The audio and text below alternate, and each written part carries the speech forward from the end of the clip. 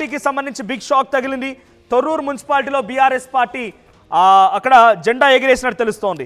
So Warangal జిల్లాకు సంబంధించినటువంటి ఉమ్మడి వరంగల్ జిల్లాలోని తొర్రూరు మున్సిపాలిటీని బీఆర్ఎస్ కైవసం చేసుకున్నట్టు తెలుస్తోంది. మొత్తంగా తొర్రూరు మున్సిపాలిటీలో 16 వార్డులు ఉన్నాయి.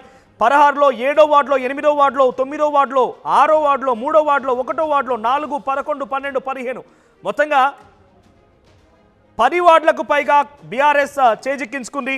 తర్వాత కాంగ్రెస్ పార్టీ ఇక్కడ కేవలం 6 వార్డుల్లోనే గెలుపొందింది. సో 10 వార్డులు బీఆర్ఎస్, 6 వార్డులు డైరెక్ట్గా ఇటు కాంగ్రెస్ గెలుపొంది. ఆల్రెడీ ఎర్రబెల్లి దయాకర్ రావు సంబరాలు కూడా మొదలుపెట్టేశారంట. ఆయన అక్కడ సంబరాలు కూడా జరుగుతూ ఉన్నాయి. సో ప్రజెంట్ తొర్రూరు మున్సిపాలిటీని కూడా బీఆర్ఎస్ కైవసం చేసుకుంది. ఇప్పటివరకు 3 కాంగ్రెస్ కైవసం చేసుకుంది. దాంట్లో గడ్డపోతారు ఒకటి, ఆ తర్వాత క్యాతనపల్లి అండ్ దీంతో కలిపి తొర్రూరుతో కలిపి 3 కైవసం చేసుకుంది. సో మౌలి గౌడ్ జాయిన్ అయ్యారు మళ్ళీ నాతో పాటుగా. సార్, తొర్రూరు మున్సిపాలిటీలో బీఆర్ఎస్ కైవసం చేసుకుంది. అవుట్ ఆఫ్ 16, 10 బీఆర్ఎస్ పార్టీ గెలుపొందింది, 6 కాంగ్రెస్ గెలుపొందింది. మనోజ్, ఇక్కడ మన ప్రీ పోల్ సర్వేకి ఎగ్జిట్ పోల్ సర్వేకి స్పష్టమైన తేడా కనిపించింది. ఆ విషయం కూడా మనం చెప్పాము.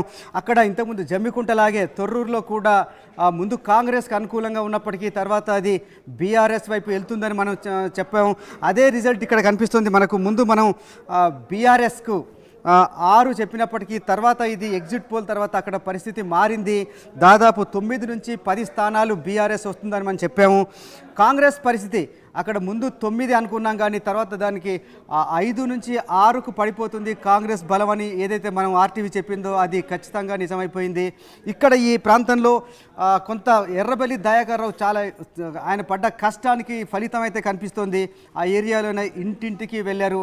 నిజానికి ఇప్పుడే కాదు, మున్సిపల్ ఎన్నికల్లో మాత్రమే కాదు, సర్పంచ్ ఎన్నికల్లో కూడా ఆయన ఈ ప్రాంతంలో తొర్రూరు ఏరియాలో చాలా ఇంటింటికి తిరిగి చాలా ఖచ్చితమైన ఫలితం రాబట్టాలి దీంతో కష్టపడ్డారు.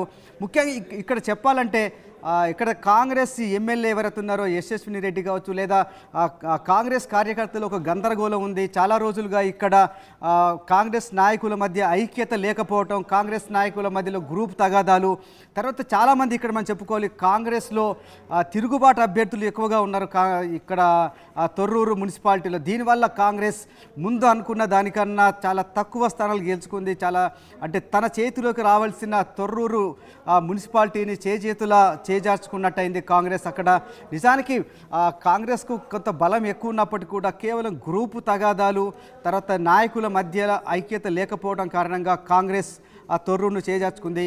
ఈ పరిస్థితిని అక్కడ స్థానిక నాయకుడు బీఆర్ఎస్ నాయకుడు ఎర్రబెల్లి దయాకర్ రావు దీన్ని సద్వినియోగం చేసుకున్నారు. అక్కడ కాంగ్రెస్ వైపు ఉన్న తొర్రూరు మున్సిపాలిటీని చాలా ఖచ్చితమైన ఫలితంతో ఒక వ్యూహంతో బీఆర్ఎస్ వైపు మలుపుకున్నారు మనోజ్.